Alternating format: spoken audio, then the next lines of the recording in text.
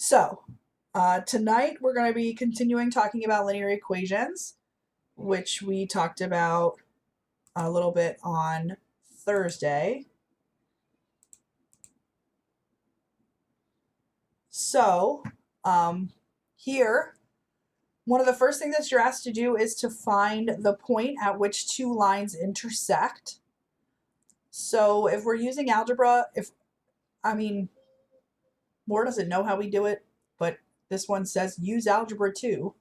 So I'm going to show you the algebra, and then I'm going to show you how to check and make sure you have the right answer in the calculator. So if you want to find the point where these lines intersect, you're going to set their equations equal to one another. So negative 3/5 x plus 21 over 10 equals 6/5 x minus 66 over 5. And you're going to solve for x this way. So I'm not the biggest fan of fractions. So the first thing I'm going to do is multiply everything to get rid of the fractions. Here, if we have 5s and 10s in my denominator, then my lowest common denominator would be 10, because I can turn a 5 into a 10, I can turn a 10 into a 10, I can turn a 5 into a 10, I can turn a 5 into a 10. So I'm going to multiply everything from left to right by 10.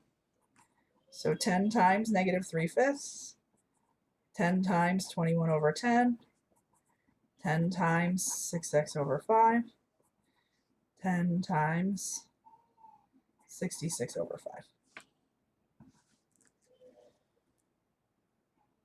5. 10 times negative 3 is negative 30. Divided by 5 is negative 6. Here, this 10 and this 10 will cancel. 10 times 6 is 60. Divided by 5 is 12. And then the other way to do this would be to divide first. So 10 divided by 5 is 2. And then 2 times 66 is 120 and 12, so 132. Now we have an equation with no more fractions, which I appreciate. I'm going to add the 132. So negative 6x, it's going to be a 3 and a 5. And add the 6x.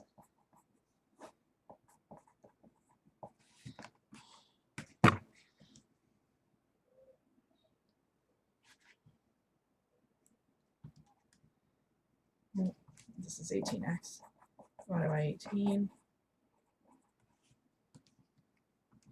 153 divided by 18. 17 over 2. And then once you have x, you plug that back into the equation to get y. I'm going to plug it back into both, because if I get the same y in both, then I'm going to know for sure that I got the right answer. So I'm going to do negative 3/5 times 17 over 2, not 1 over 2, 17 over 2, plus 21 over 10. So when I plug 17 over 2 in for this x right here, I get negative 3. I'm going to plug it in for this x now. 6/5 times 17 over 2 minus 66/5. Negative 3. So see how I got negative 3 when I plugged it in for both? So now I'm sure that negative 3 is my y. So then the point of intersection that they want as an ordered pair would be 17 over 2, negative 3. Now, you could always use your calculator to double check that as well. If you go to y equals, and you put negative 3/5 x plus 21 over 10 in your y1, and 6/5 x minus 66/5 in your y2, and then graph them. There's one line. There's your second line. Oh, I gotta fix that.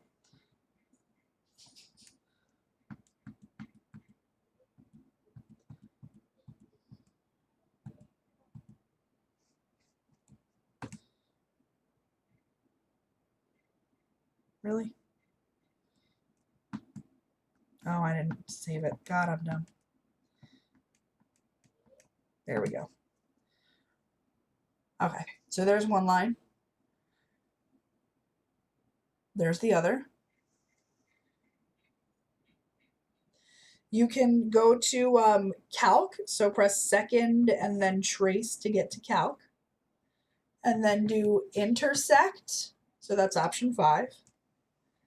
And then it says to choose your first curve. And so it popped up on that first line. See how right here it says y1 equals. So you're just going to press enter.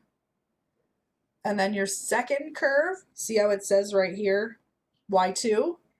So we're good. Press enter. Don't worry about guess. Press enter again. And then you see how it came up with that point of intersection. That's at 17/2, -3. So now I'm 1,000,000% sure that I got this right because the calculator told me so too. Okay. So I know that it says algebra, but I would do it both ways because I'd hate to get this question wrong because I was too lazy to check it in my calculator. Okay. So the next question says median home value in Indiana and Minnesota. If we assume that the house values are changing linearly, which state has a higher increase rate? So the higher rate, a rate is always going to be your slope.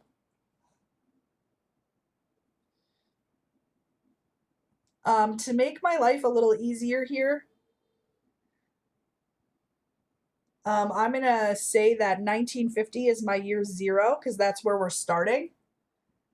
And so then 50 years later was the year 2000. So let's find the slope for Indiana first.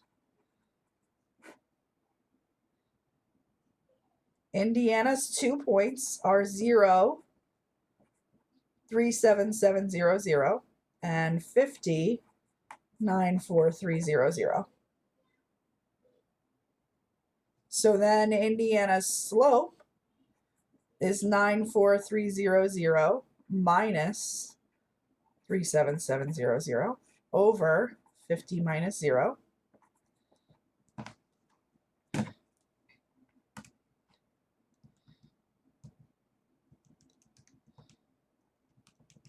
Nope. So that's 56. That means that the value increased by $56,600 over the course of 50 years, which means. Hey, just you mind scooting the paper down just a smidgen? You're viewing Jessica Ciano's screenshot is like blocking the. Thank you, ma'am. Sorry. So this means that you can see 56,000. This means that the value of the house increased by $56,600 over the course of 50 years. So if we divide that by 50, then that would be $1,132 per year. Now we're going to do the same thing for Minnesota.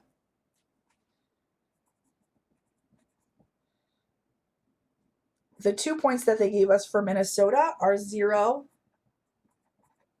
47,300, and 50, 122,400. I mean, honestly, just looking at this, the rate here is going to be higher because look at how much bigger it went. Like they started not that far apart, but they ended way far apart. But anyway, let's check it anyway. So my slope would be 122,400 minus, that's a 4, 47300 over 50 minus 0. So that's going to be minus 47 300 and then divide it by 50. $1,502 per year. So then the question here is, which state has had a higher rate of increase? We would say Minnesota's rate of increase is higher because they're increasing by $400 more per year. So this one would be Minnesota.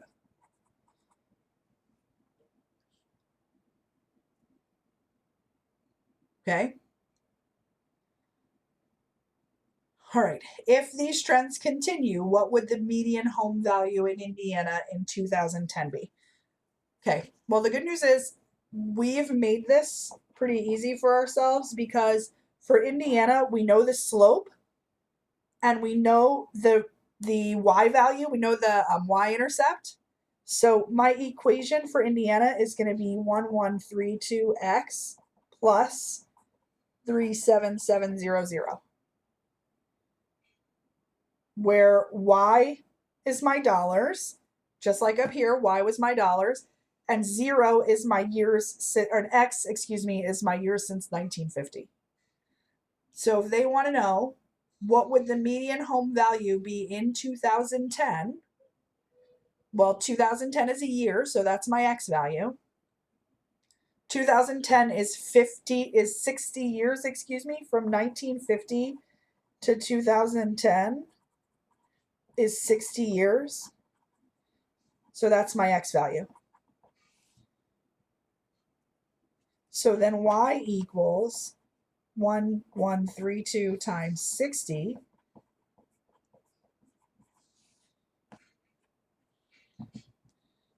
So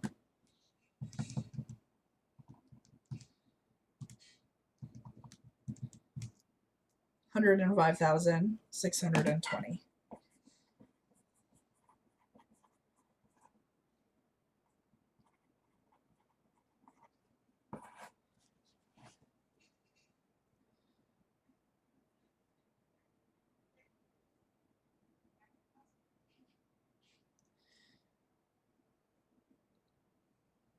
And so then right here to figure out when would they be equal, well, we're going to do the same thing we did on the last question, and we're going to set the two equations equal to each other.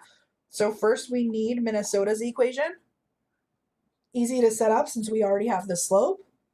Minnesota's equation would be y equals 1502x plus 47,300. And so then we're going to say 1132x plus 37700 equals 1502x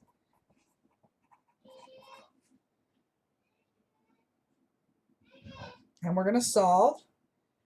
So I like to keep my x's positive, so I'm going to subtract this. 1502 minus 1132.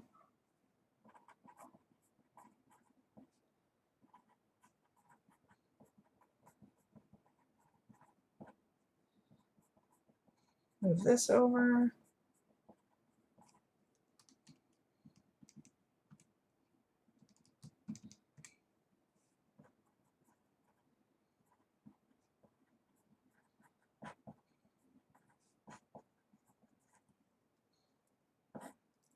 $9,600 divided by 370.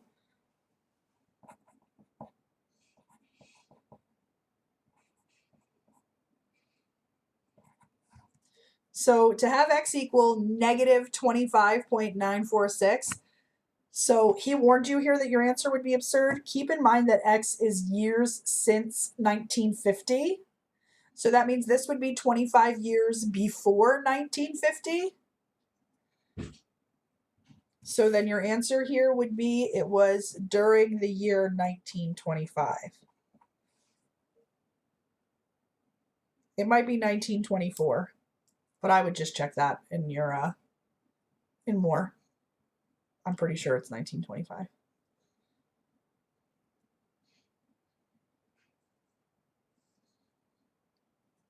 Okay? Because you have to go back 25 years.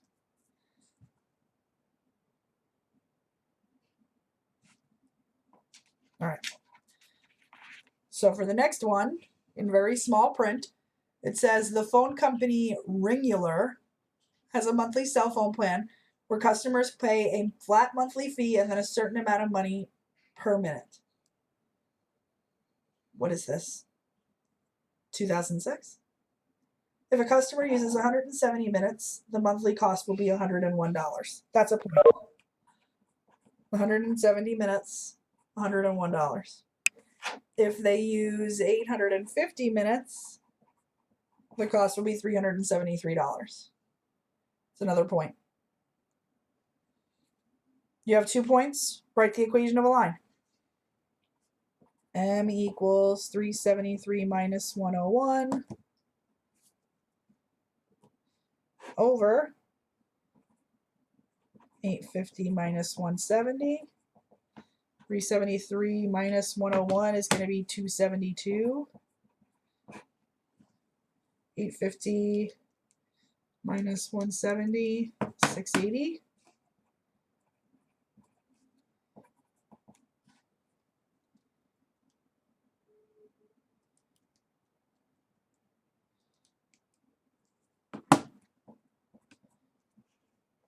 And so 0.4 would be 40 cents per minute.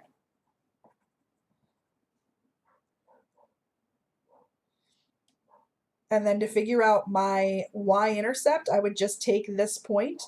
My 170 is x. My 101 is y. My m is 0.4. So in y equals mx plus b, that would be 101 equals 0.4 times 170 plus b. 170 times 0.4 is 0.16. Nope. 170 times 0.14. 0.04, 0.4. What am I doing? 170 times 0.4 is 68. 101 minus 68 is 33. That is my base charge. So that means that they charge $33 plus 40 cents per minute. So C dollars and minutes used X, that would be C equals 0.4X plus 33.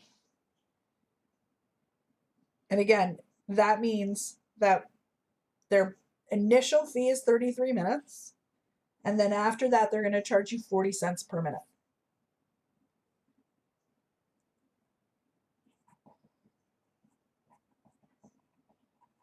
And so if you use 903 minutes, you're just going to plug that in for X.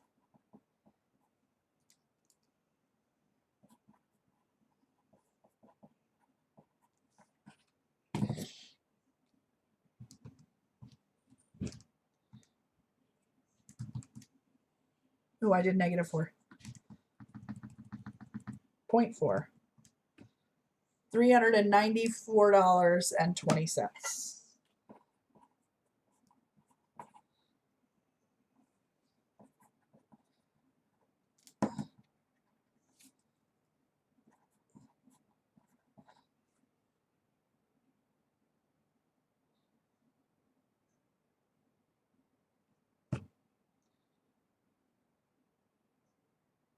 Okay.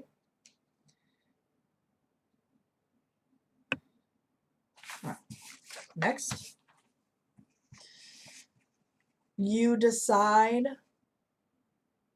to begin selling bottles of water at the local Star Wars convention. That's how you know Andy wrote this. He's a nerd. Your cost for each bottle of water is $1.81. You have to pay a fixed weekly fee of $110. You plan to sell each bottle of water for $309. So to write a function for your costs would be $1.81 per bottle. So that's N because it says for C if you use N bottles of water, plus your $110 fixed fee for your rent or for the booth. And then your revenue is $3.09 per bottle. Now, Moore's not going to want you to put those dollar signs in there. It's just my habit. Your revenue is $3.09 per bottle.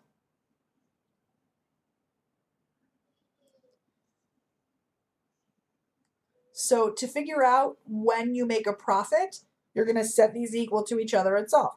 So $1.81 plus 110 equals $3.09. So subtract the 181, 309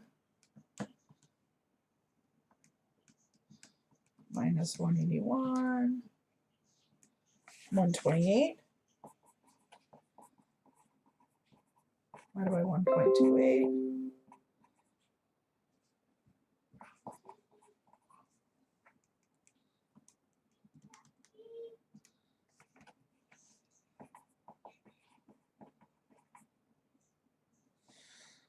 So you'd want to round this up because you can't sell 0.9 of a bottle of water. So in order to make a positive profit, you have to sell 90 bottles of water.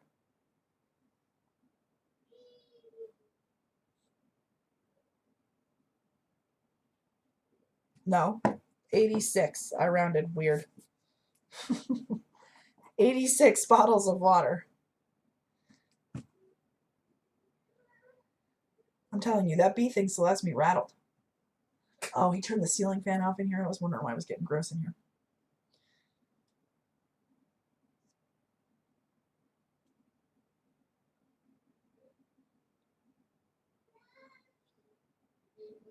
Okay.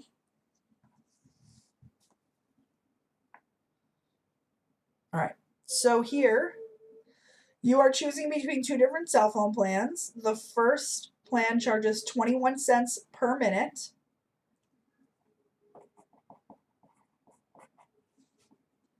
The second plan charges a monthly fee of $34.95 in addition to 10 cents a minute. 10 cents per minute plus $34.95. How many minutes would you have to use in order for the second plan to be preferable? Well, first let's figure out where they would be the same.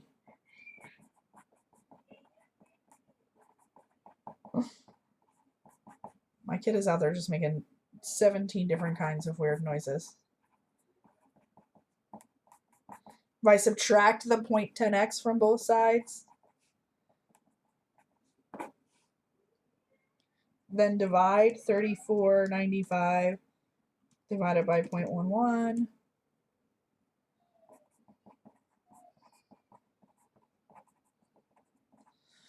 So at 317.7 minutes, they would cost you the same amount.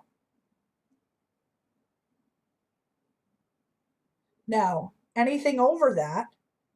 Did you write 11 cents X? Yes. Because I subtracted this 0.10. Okay. Anything over that, and you're going to be paying less on plan B, because then you're paying less per minute. If they'll be the same at 318 minutes, then after 318 minutes, this would make more sense because then you're paying less per minute. So this would be 318.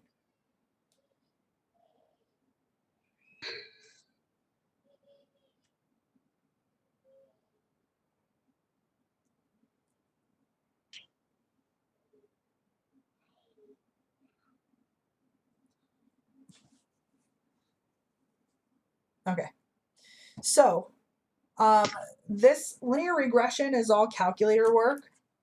I'm sure that he went through all of the steps in the video, but let's look at them again. So to find the regression equation for this line, you're going to start by pressing stat, which is right here, and then press enter to choose edit. And then if you have stuff here, you could just press this clear button or delete. Delete. See how when you press delete, it goes away? Just keep on pressing delete until it's gone. Go over to the next side and keep pressing delete until it's gone. Okay, list cleared. First quiz, you're going to put your values in. 13, 25, 30, 32, 37, 38, 39, 48. Second quiz, 22, 25, 32, 32, 37, 39, 40. Okay. It is super important that your tables look the same on your calculator as it does in front of you. These points have to match up. If they don't, you won't get your answer right. But then we're going to go to Stat, Calc, and then choose option 4. Enter, enter, calculate. And so my equation is y equals 0.101x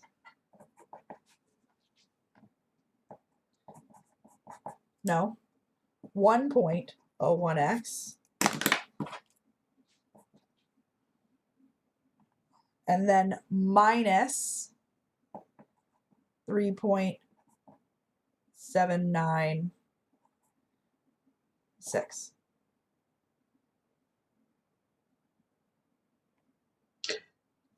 Now, if you want to graph this, you would go up to plot and turn your plot on. Clear this, clear this.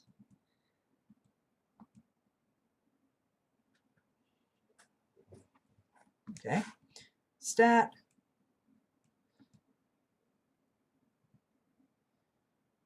Although that would do it. Plot 1.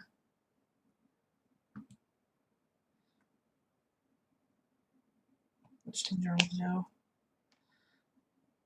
Window. Nope. Nope.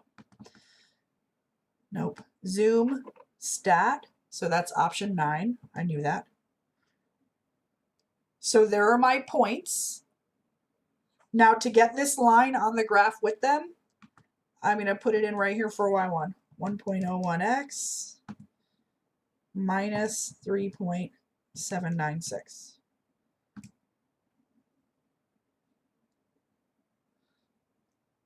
Now, if I remember correctly, more is pretty forgiving. So just make sure that you're,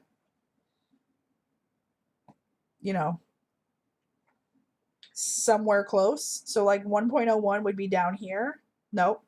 Negative 0.3796 would be somewhere down here.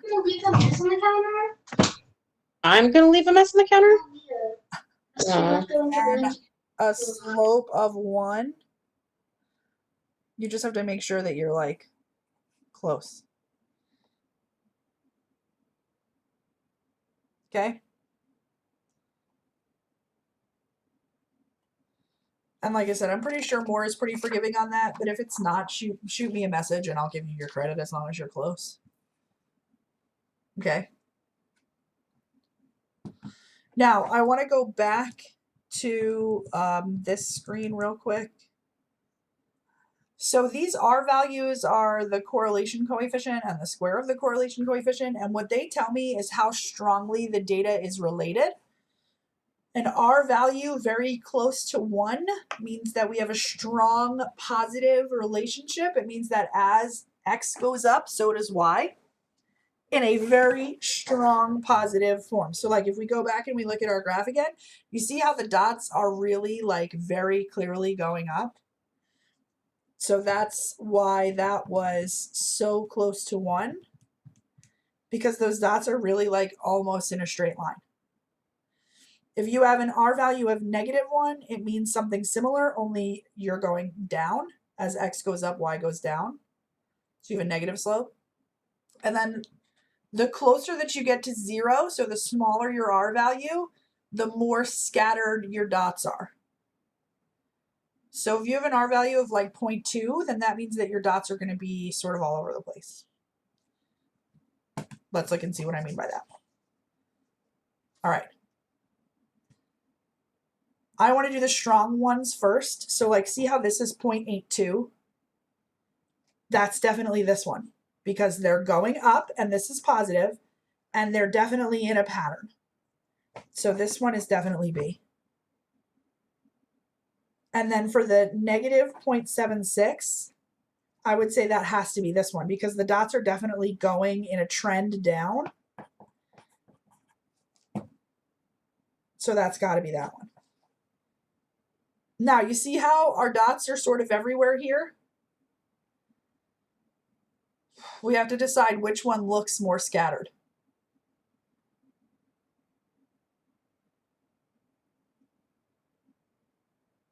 I don't know. I feel like this one could be 50-50, honestly. Because they both suck. But I feel like this one is probably A. Because these look like they're in a more downward trend to me. But you see how that R value being close to 0 means that the dots are everywhere and don't really form a pattern at all. As opposed to an R value close to 0 where you look at that and you go like, oh yeah, those are going up. Or, oh yeah, those are going down. And then again, we have R values close to 0 where you're like, there's no discernible pattern here. There is no relationship between X and Y. And an R value of 0.04 would mean there's no relationship.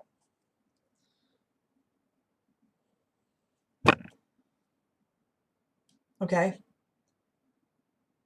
As a side note, if your calculator is not showing you R values, then you have to turn your diagnostics on.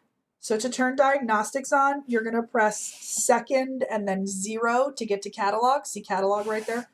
So second and then 0 to get to catalog. And then you're just going to scroll down. This is going to take a second, but you're going to keep on going down until you see diagnostics on. It's on the list. It's in there, I promise, eventually. There it is. So see right here, diagnostic on. You would just press enter and then enter again. And when it says done, now the next time you do a linear regression equation, your R values will be on. So again, if you try to do that, the stat calc and then the linreg and you don't see R values, turn on your diagnostics. Okay? Because that's going to be the first thing that a bunch of you guys are going to ask me. My R values aren't showing up. Well, if it's a new calculator or if you have reset it for any reason, then your R values won't show up by themselves. Okay? All right. So having said that, I'm going to go back to my stat and then edit for this next one. I'm going to delete all my values. And then I'm going to put my T values in L1, 11.6, 8.6, 6.7, 6, 3, 6, 2.1, 8, 7. And then all of my M values in list 2. Keeping in mind that your order here does matter.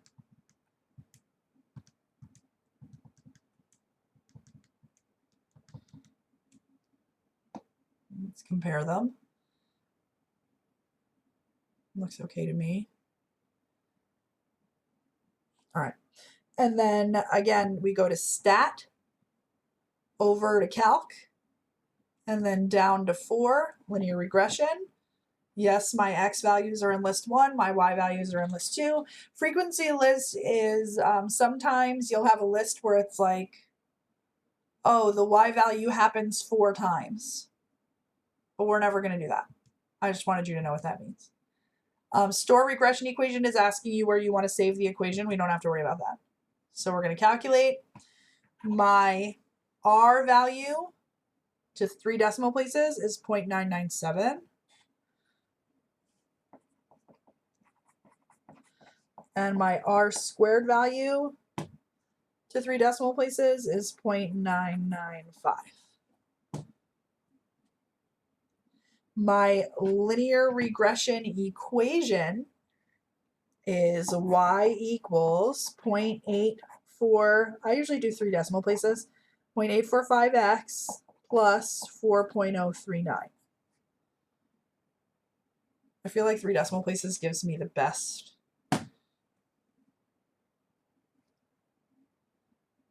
Okay. Using your linear regression data, how many murders per 100,000 residents can be expected in a state with 6,200 automatic weapons? Well, it was the number of thousands. So 6,200 would mean that t equals 6.2 because that's in terms of thousands. So 6,200 would be 6.2 thousand.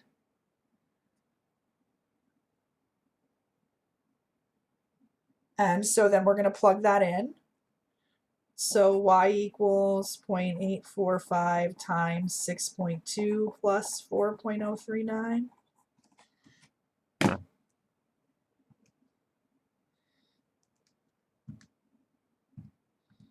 Not cosine.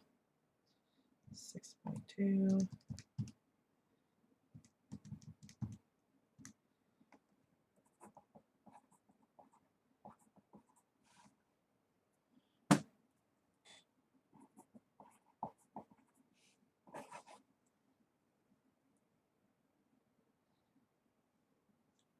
And then 6 murders per 100,000, that's a y value. So 6 equals 0.845x plus 4.039.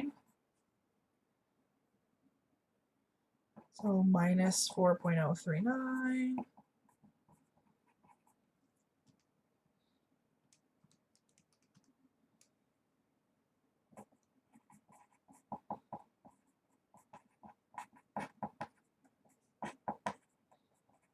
Divided by 0.845.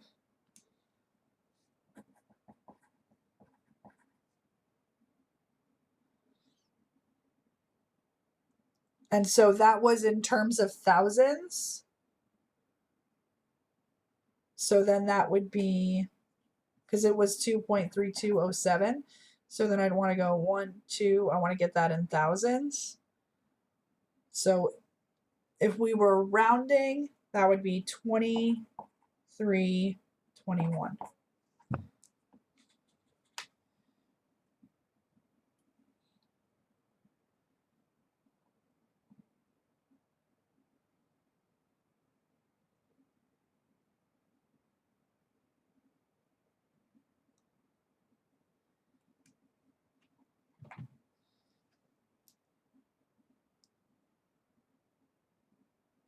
Okay.